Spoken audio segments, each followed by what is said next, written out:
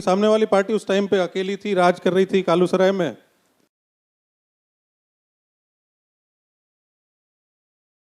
Hello बच्चों, क्या हाल चाल? बढ़िया एकदम। Hello everyone, how are you? आप में से कितने लोग ऐसे हैं जो कि गांव से बिलोंग करते हैं? ओके।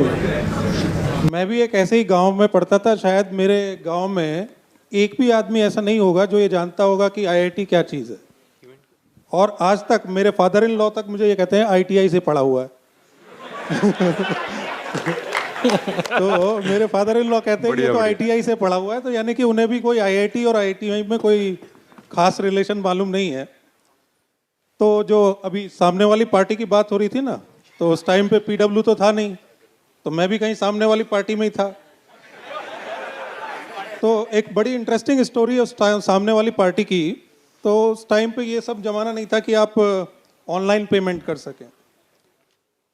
तो कालूसराय में एक सामने वाली पार्टी थी और मैं कैश लेके आया हुआ था अपने एडमिशन के लिए। अब उसमें बहुत सारे, मेरे डैडी खुद भी फिजिक्स के लेक्चरर हैं, तो बहुत सारे जो नोट थे वो 100-100 के नोट थे। अब उन 100-100 के नोट में एक नोट खराब था और जितनी मेरी फीस थी आफ्टर स्कॉलरशिप, उसके अलावा मेरे पास केवल एक 100 का नोट और था। तो जब मैंने वो सामने वाली पार्टी को अपने एडमिशन के लिए पैसे दिए तो उन्होंने बोला कि आपका एक नोट ये खराब है। अब मैं परेशान हो गया। मैं पहली बार दिल्ली में आया था, मैंने दिल्ली कभी देखी भी नहीं थी। और मैंने कहा कि मेरे पास तो एक और 100 का नोट है, अगर ये भी इसको दे दिया तो मैं वापस घर कैसे जाऊंगा? मोबाइल मेरे पास था नहीं। तो मैंने सामने वाली पार्टी को कहा कि मैं कल 100 रुपये दे दूंगा आपको, तो आप मेरा एडमिशन ले लो।